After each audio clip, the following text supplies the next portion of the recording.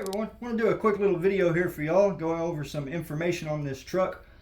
I had somebody down in my comment section asking me some questions regarding specific parts on this truck, and we chatted back and forth, and it came to my attention that my setup that I have here apparently isn't common knowledge.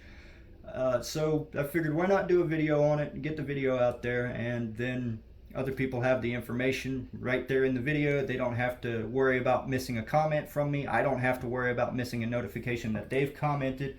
And it's public knowledge and anybody can just watch and learn. So the parts in question were these little black guards here on my A-arms. Now this is a Traxxas slash 4x4 backslash build that I have affectionately named Project Looney because it's going to have an 8th scale system and run 4S.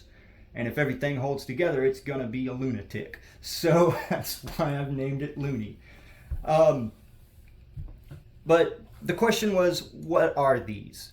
These are arm guards for the Stampede 4x4. Now, I'm not going to go real far into this, but we'll just say that there are a lot of interchangeable parts between the Stampede 4x4, the Slash 4x4, and the Rustler 4x4.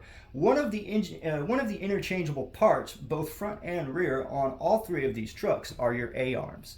As a matter of fact, if you go and look up A-arms for a Slash 4x4, I did it just a while ago to make sure I was right, on A-Main Hobbies, they are stated to work on the Slash 4x4, Stampede 4x4, and the newer Rustler 4x4 that they came out with. So these A-arms are interchangeable between all of those trucks, which means these right here will bolt to the A-arms. I know for a fact on a Stampede because that's what they're meant for, and I know for a fact on a 4x4 Slash with an HCG chassis. So the reason I point that out is because an LCG chassis is physically lower, and your fronts will be fine, I'm sure, because there's nothing in the back here to rub. But the rears, if you look at the chassis here, you can tell they get close, see? However, they have a cutout right here, that's factory, that's how they come from the factory, that clears that back part of that chassis. There is no chassis rubbing, there is no suspension binding, nothing like that, at least on an HCG slash 4x4. LCG has slightly different chassis, so it may rub. I just can't tell you because I don't own an LCG, so keep that in mind. But other than that, you know, this truck is an OG Traxxas slash 4x4. It came with the 2-pole Valenian system. There was no onboard audio. There's no like telemetry or helpers. It was just straight servo, motor, and controller. There's nothing special about it. Bottom of the line slash 4x4 with a 2-pole Valenian system that I bought years ago. I mean, just guessing, I'm going to say it's got to be at least 10 years old, this truck.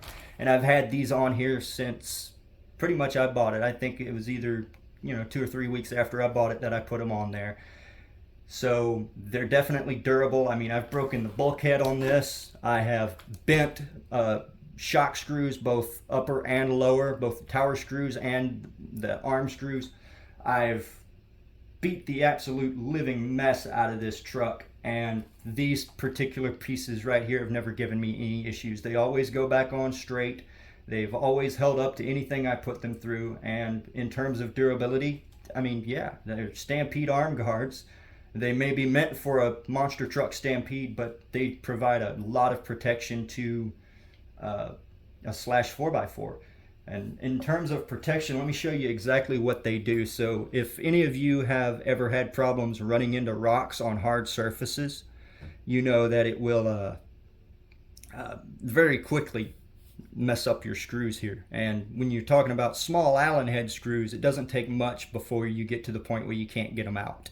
So these actually countersink those screws, both front and rear, and will protect them from most of your rock strikes. Now, if you're off-roading and in the dirt and stuff like that, yes, it'll pack this whole front piece here full of dirt, and you'll have to kind of pick it out before you take the screw out. But again, it protects the head from getting smashed by rocks. So that's a really nice plus point of these. And also, now, keep in mind that I haven't personally done this, but from looking at it and seeing the way it all goes together and works, I think it will work. as I mentioned before, I've had problems pulling bent screws out, right? Well, the way that these bottom and top pieces work, these top screws and bottom screws, is you've got your A-arm that your screw threads into, and then your shock mounts on your screw. Every time that shock compresses and your A-arms move, it's trying to bend that screw. There's no forward support. So what you can do is, what I've done, first of all, to mount these, use a little rod end, little rod ball thing, because these are compatible with sway bars. If I remember correctly, I'm pretty sure they are. But you use a little ball end there, put a screw through to mount them, and then you just mount your shock and put the screw through. You can also, and again, this is a part I haven't tried, but it makes sense, you could put a screw further out as well, and then you have literally twice the support on the front of this screw. So instead of it just being hanging out here flopping around in the breeze, you've got another support piece here that keeps it from bending so much. So you've got the strength of this lower screw, the strength of this screw, whether you're running a sway bar or just a ball end, and another screw out here. You've got twice the strength, 3 times the strength, depending on how your setup is. I know some people run these without even putting the screw on. They just bolt it to the shock, but I like running it like that because it keeps it from flopping around. So whatever. But there's another thing. It could possibly keep you from bending your screws down here as well, because it provides more support for them.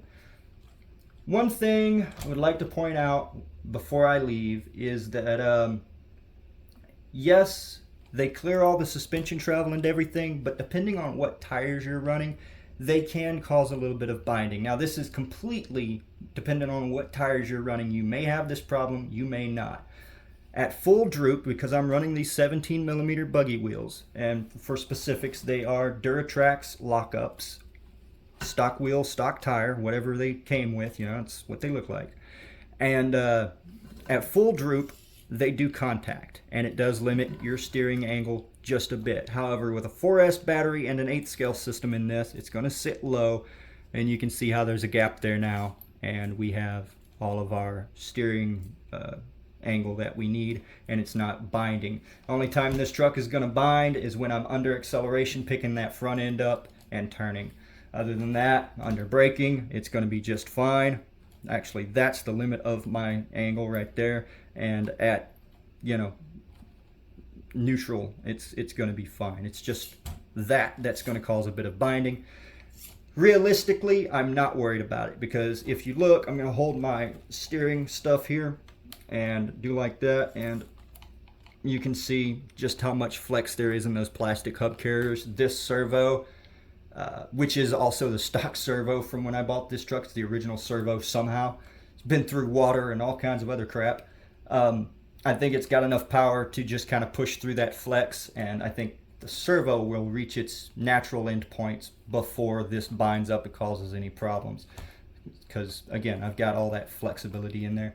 So if you are running a lot of stiff stuff like aluminum arms and aluminum caster blocks and all of the aluminum servo saver setup, and you have the servo saver tight, like real tight, then you may want to set your endpoints. Go into your radio, if your radio and receiver supports it, and look for endpoint adjustment. Basically, that sets where your servo stops. Because if you're running real stiff up here and you have no play, no give, this servo is going to reach this contact here before the servo reaches its natural endpoint. And what you want to do is set those endpoints to where they stop the servo just before it contacts. And the reason for that is, if you don't, you're going to be constantly pushing against a brick wall, and you're going to heat up that servo. It's going to increase your heat. It's going to decrease your lifespan of it. It's going to, it's going to wear it out, if not all out, burn it out first run, depending on what kind of servo you have and what the quality is, things like that. So just keep that in mind. They can cause a little bit of binding against the wheels here, depending on what wheel you're running. But other than that, there's absolutely no issues with running Stampede arm guards on a HCG/4x4. Again, I don't own an LCG, so I can't speak on that. Some of y'all out there might. If it does work, then please put it down in the comments. But this video's already been way longer than I thought it would be, so I'm going to go ahead and get off of here. I'll see y'all next time. Thank you for watching. Hopefully this helps.